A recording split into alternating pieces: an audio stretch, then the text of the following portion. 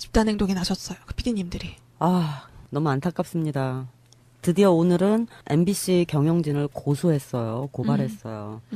막말하는 걸로 그 내부에서는 원래 뭐 그런 걸로 유명한 모양인데 이제 민주노총의 청부업자냐 이런 네. 발언부터 시작을 해서 지금 말씀하신 노동 문제 그리고 한상균 위원장에 관한 여러 가지 문제들을 이제 취재해서 방송을 만들었는데 이제 방송 불허하면서 취재라든지 여러 자유를 침해했다고 해서 뭔가 그 컴플레인을 하니까 징계 뭐 자택 감금 이런 여러 가지 것들을 통해서 탄압하고 이걸 견디다 못해서 드디어 PD수첩 관계자분들이 경영진을 고발하는 그런 상황까지 왔습니다. 네, 고소 고발하고 지금 전체 제작 거부에 들어가 있습니다. 네. 지금 PD수첩 제작진의 요구사항 보면은 PD들의 양심과 상식에 따라 프로그램을 만들 수 있도록 제작 자율성을 보장하라.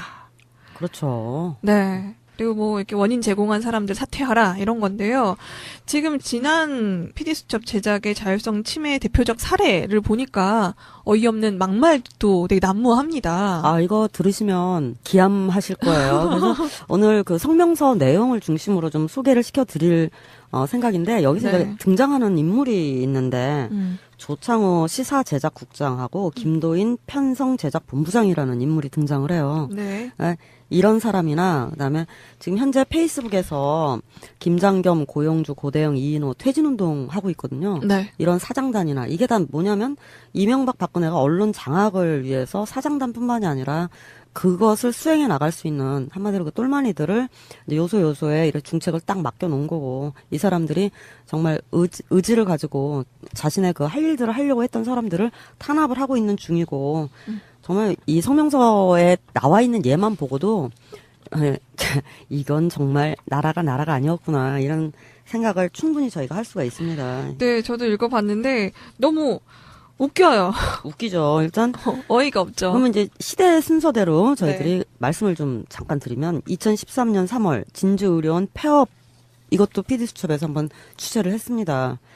그랬더니 홍준표가 뭐 돈도 못 벌고 계속 적자만 보는데 이 도정 운영에 이게 문제가 있어 폐업해. 근데 당장 이 진주의료원이라는 곳은 이 공공기관이었기 때문에 공공병원이었기 때문에 저소득층 그다음에 사회가 돌보지 않으면 안 되는 환자들이 많이 갔던 곳이거든요. 한 3만 명 정도가 치료를 받았던 곳이에요. 그랬더니 딱 하는 말이 노인네들 병원에 나가는 방송 해봤자 시청률 안 나와. 이거 하지 마. 그럼에도 불구하고 그럴 수가 없다. 이게 얼마나 중요한 일이냐. 지방에 있는 병원 하나 문 닫는다고 누가 관심 갖냐? 노인네들 나가는 방송 그런 거 하지 말라니까 하고 담당 PD를 DMB 송출실 뭐 이런 이상한 데로 인사 발령을 합니다. DMB 송출실 그나마 나은 것 같아요. 그 스케이트장. 스케이트장 그거 관리도 하고요. 그다음에 이제 세월호 2014년도 4월에 세월호에 관련된 그것을 이제 6일째 되는 날부터 PD수첩에서 취재를 해서 이 방송을 준비를 했나 봐요. 그랬더니 여기서 내려온 지시가 유가족 우는 장면 최대한 삭제해. 그리고 장례식장에서 유가족 우는 것뿐만이 아니라 여러 가지 그런 좀 저희들이 감정적으로 굉장히 동요할 수 있는 부분을 다 삭제하라는 이 지시가 공식적으로 이제 PD들한테 내려와서 기획을 맡게 되죠. 저희는 도대체 MBC나 KBS나 저 죽일 놈들 방송이 어떻게 저러냐 하고 신뢰를 이때서부터 하지 못하고 나머지 어떤 저희들 그 SNS를 통해서 정보를 주고받고 이런 일들이 많이 있었거든요. 유가족 우는 장면 삭제하라는 참. 네. 그 다음이 2014년 구멍난 해외 자원개발 사라진 나라돈 2조 원. 이 이명박 전 대통령을 비판한 방송을 한 이후 담당 PD를 스케이트장으로 발령을 했다고 스케이트장. 합니다. 네. 참나. 이게 뭐냐면 이명박이 참 외국에 해외에다 돈을 많이 퍼발랐어요. 이 한국석유공사가 캐나다 그 하베스트라는 회사를 갖다 부실 인수한 의혹을 받았기 때문에 뭔가 어딘가 석연치가 않다. 왜 그 거금을 갖다 들여가면서 저런 회사를 갖다 인수를 했냐 해서 PD수첩에서 파고드니까 이 자기들도 할 말이 없으니까 PD를 그냥 내친 거죠. 우리는 그런 사실을 모르고 단순히 신문 보도에서만 그냥 정말 단순하게 단편적으로만 이거 받아들일 수밖에 없었던 것들이었거든요. 이것도 파봐야 돼 앞으로도 계속. 그렇죠. 이명박 그래서 집어넣어야 돼요. 그러니까요. 네. 네, 그다음에 이제 국정원 2015년 7월쯤에 국정원이 민간인을 해킹했다.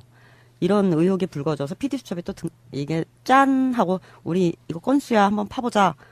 근데 그때 들어왔던 그게 뭐가 있었냐면 정보들이 그 이탈리아의 인터넷 감시 프로그램 제작 업체한테 해킹팀이 해킹 프로그램을 구입한 그런 사건이 있었어요. 우야부야 하다가 조용히 사라졌거든요. 그 와중에 국정원이 또 그 여러 루트를 통해 가지고 해킹이 가능한지 안 한지 뭐 이런 걸 네. 물어봤었다고 하네요. 네, 시험을 해보고 네. 그랬다고 하는데 국정원을 다루는 것이 팀의 안위를 위해 좋을 것이 없다. 라면서 이제 열심히 찍고서 막 조사하고 있는데 이건 이제 중단을 시키죠. 네, 국정원을 언급을 하면 안 되는 겁니다. 그래서 네. 금기어가 국정원. 아이고 이런. 네, 네. 국정원 참 볼드모트 같이 이게 입에 담으면 안 되는. 네, 그다음에 2015년도 11월에 이제 국정교과서 때문에 한참 뜨거웠었거든요. 이때 아무 이유가 없이 국정교과서 뭐 갈등 쟁점 뭐 이런 걸 갖다 PD수첩에서 이게 뭔지 좀 다각적으로 우리 좀 조사를 해보자. 그리고 다 같이 한번 이야기를 해보자라는 취지로 이 프로그램을 만들려고 하는데 아무런 이유 없이 또 안 돼. 그건 아예 말도 꺼내지 마. 라고 하면서 이 담당 PD가 좀 고집이 있었나 보죠. 담당 PD를 다른 부서로 발령을 내는 그런 일이 있습니다. 그러니까 지속적으로 네. 어떤 그 징계를 통해서 이 지금 이걸 자기네들이 하고자 하는 쪽으로 방향으로 좀 계속 이끌고 있는 그런 내용이거든요. 이 성명서 내용이. 네. 2015년도 12월 8월에는 이 고액 세금 체납 문제하고 법인세 인상에 대한 이슈를 PD수첩에서 제작을 하기 시작을 했어요. 근데 이때 그 고액 세금 탈루 인사에 신동아의 최순영 전 회장이 등장을 하거든요. 그랬더니 요것만 좀 삭제하라고. 이게 뭐 외부에서 들어온 압력도 아니고 자체적으로 위에서 제작국에서 요거 삭제해. 네. 예, 그 법인세 인상 필요하다. 이렇게 학계가 이런 여러 가지 의견을 낸 것을 갖다가 취재를 한 모양이에요. 다.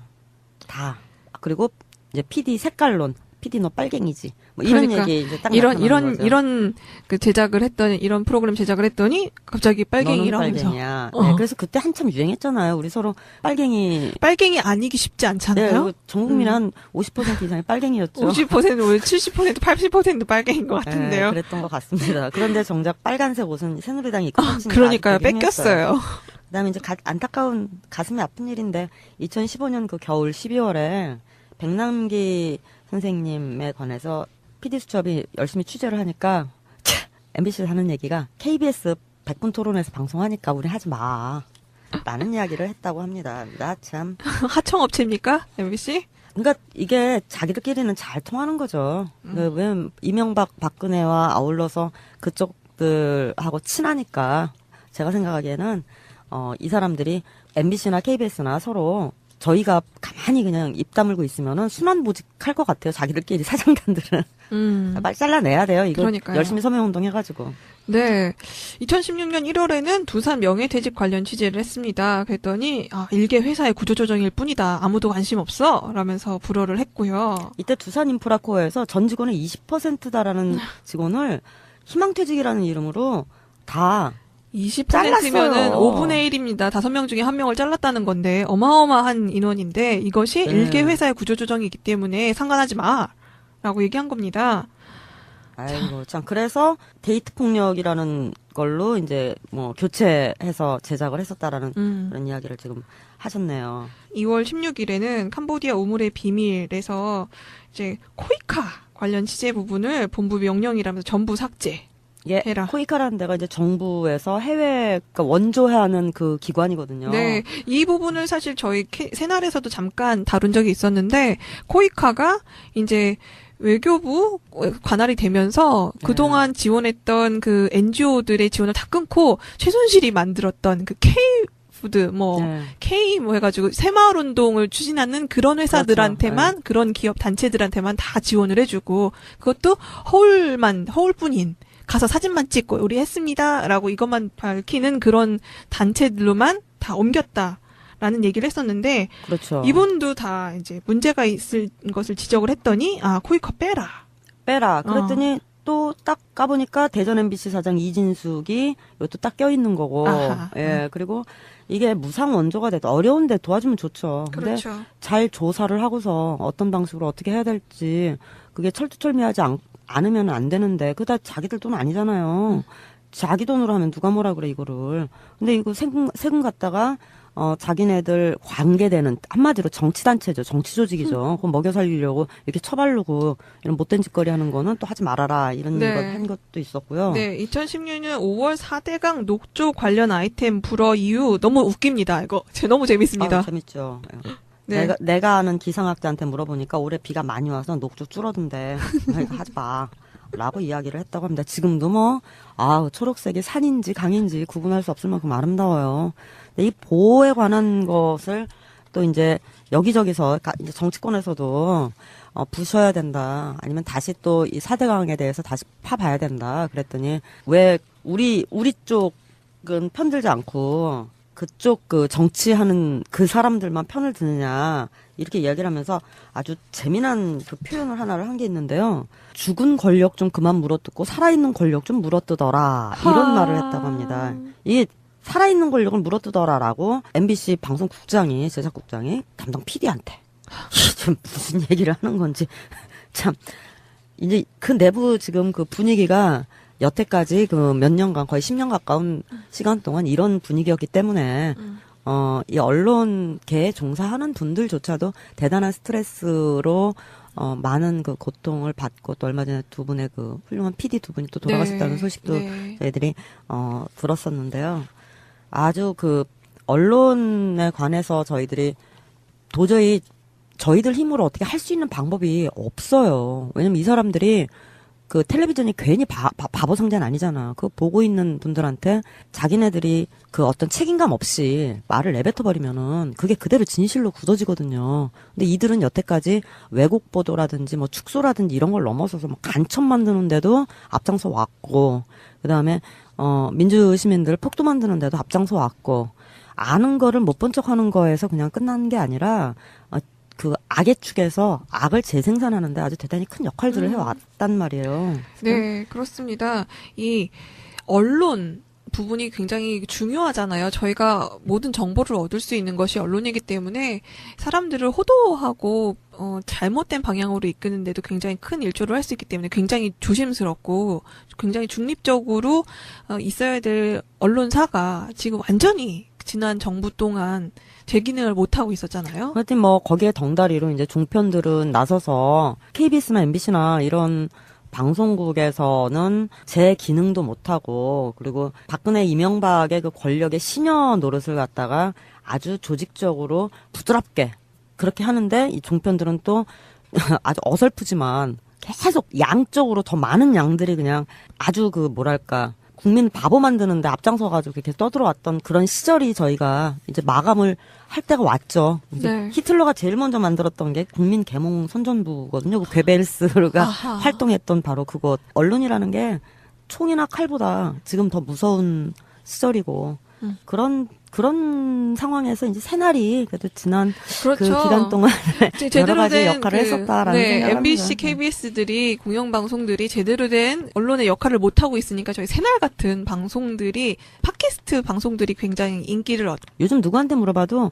방송 안 믿는다고 하는 분들이 대부분이에요. 그러니까 그렇죠. 문제는 이 투표권을 가진 고연령층의 어르신들이 텔레비전을 보면서 거기에 이제 빠져들어가니까 그게 그들을 정치적으로 악용하기 정말 좋은 그런 상황인 거고, 지금 저희들 팟캐스트도 모두가 다 옳은 말만 하는 거는 아니지만 그럼에도 불구하고 선별해가지고 들으시는 분들 같은 경우에는 차라리 이게 낫다 이런 분들이 계셔서 참 씁쓸합니다.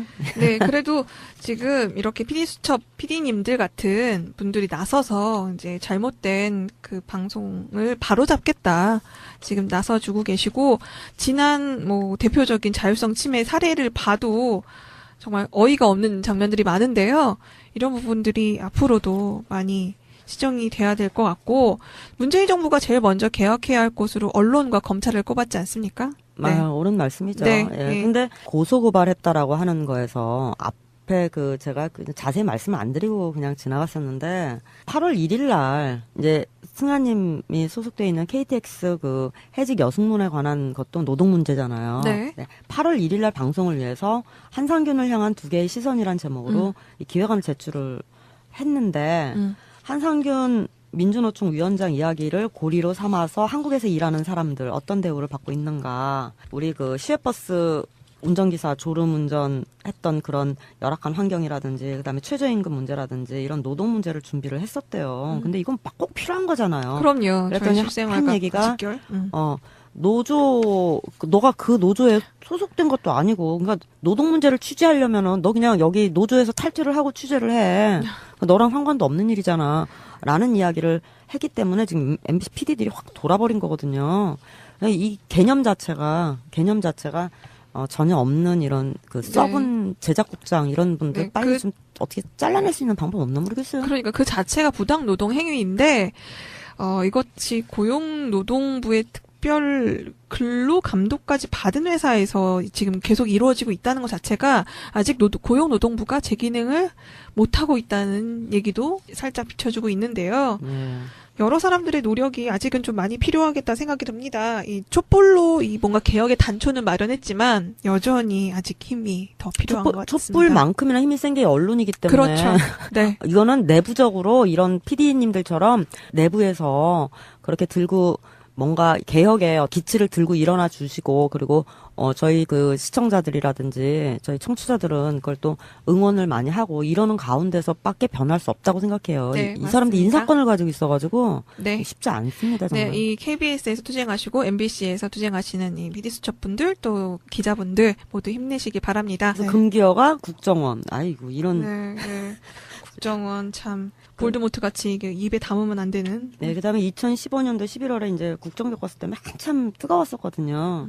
이때 아무 이유가 없이 국정교과서 뭐 갈등, 쟁점 뭐 이런 걸 갖다 PD수첩에서 이게 뭔지 좀 다각적으로 우리 좀 조사를 해보자. 그리고 다 같이 한번 이야기를 해보자라는 취지로 이 프로그램을 만들려고 하는데 아무런 이유 없이 또 안 돼. 그건 아예 말도 꺼내지 마. 라고 하면서 이 담당 PD가 좀 고집이 있었나 보죠. 담당 PD를 다른 부서로 발령을 내는 그런 일이 있습니다. 그러니까 지속적으로 네. 어떤 그 징계를 통해서 이 지금 이걸 자기네들이 하고자 하는 쪽으로 방향으로 좀 계속 이끌고 있는 그런 내용이거든요. 이 성명서 내용이. 네. 2015년도 12월 8월에는 이 고액 세금 체납 문제하고 법인세 인상에 대한 이슈를 PD수첩에서 제작을 하기 시작을 했어요. 근데 이때 그 고액 세금 탈루 인사에 신동아의 최순영 전 회장이 등장을 하거든요. 그랬더니 요것만 좀 삭제하라고.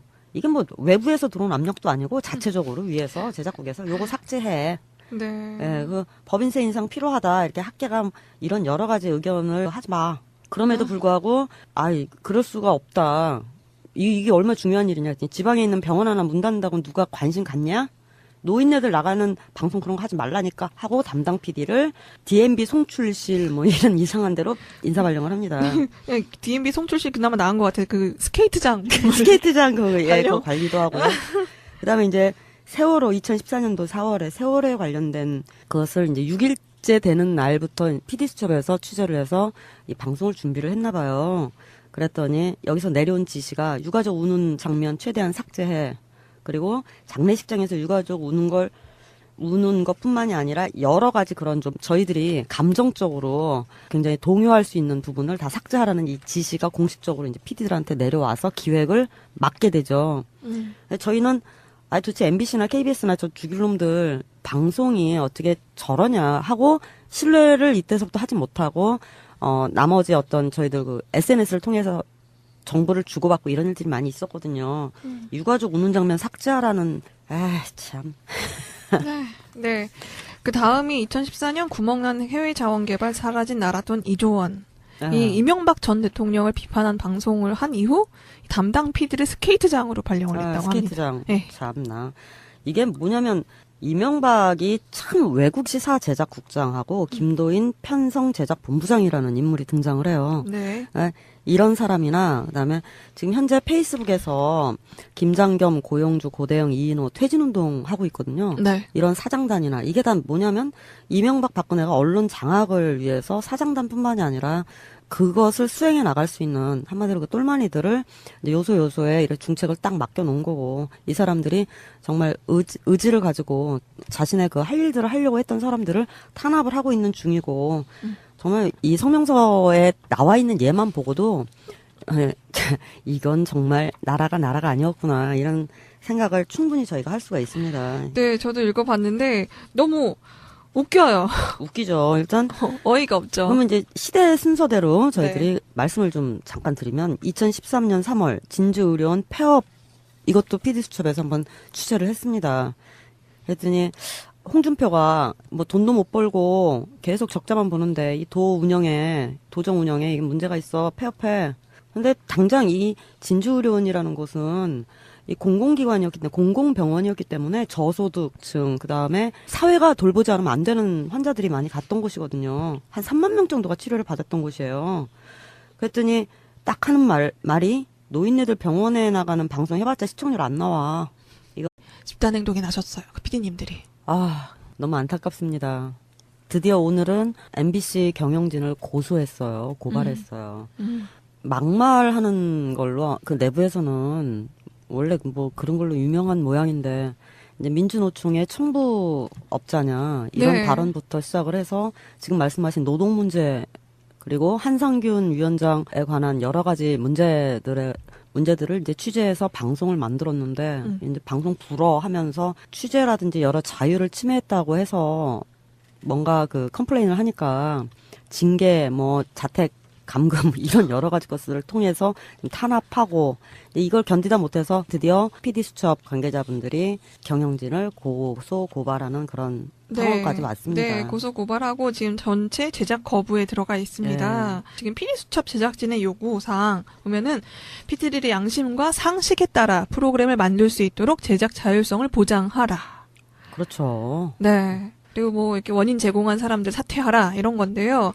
지금 지난 PD수첩 제작의 자율성 침해의 대표적 사례를 보니까 어이없는 막말도 되게 난무합니다. 이거 들으시면 기함하실 거예요. 그래서 오늘 그 성명서 내용을 중심으로 좀 소개를 시켜드릴 생각인데 여기서 네. 이제 등장하는 인물이 있는데 조창호 해외에다 돈을 많이 퍼발랐어요. 이 한국석유공사가 캐나다 그 하베스트라는 회사를 갖다 부실 인수한 의혹을 받았기 때문에 뭔가 어딘가 석연치가 않다. 왜 그 거금을 갖다 들여가면서 저런 회사를 갖다 인수를 했냐 해서 PD수첩에서 파고드니까 이 뭐 자기들도 할 말이 없으니까 PD를 그냥 내친 거죠. 우리는 그런 사실을 모르고 단순히 신문 보도에서만 그냥 정말 단순하게 단편적으로만 이거 받아들일 수밖에 없었던 것들이었거든요. 이것도 파봐야 돼 앞으로도 계속. 그렇죠. 이명박 그래서 집어넣어야 돼요. 그러니까 네. 네, 그다음에 이제 국정원 2015년 7월쯤에 국정원이 민간인을 해킹했다. 이런 의혹이 불거져서 PD수첩이 또 이게 짠 하고 우리 이거 건수야 한번 파보자. 근데 그때 들어왔던 그게 뭐가 있었냐면 정보들이 그 이탈리아의 인터넷 감시 프로그램 제작 업체한테 해킹팀이 해킹 프로그램을 구입한 그런 사건이 있었어요. 우야부야 하다가 조용히 사라졌거든요. 그 와중에 국정원이 또 그 여러 루트를 통해 가지고 해킹이 가능한지 안 한지 뭐 이런 걸 물어봤었다고 하네요. 네, 시험을 해보고 네. 그랬다고 하는데 국정원을 다루는 것이 팀의 안위를 위해 좋을 것이 없다. 라면서 이제 열심히 찍고서 막 조사하고 있는데 이건 이제 중단을 시키죠. 네, 국정원을 언급을 하면 안 되는 겁니다.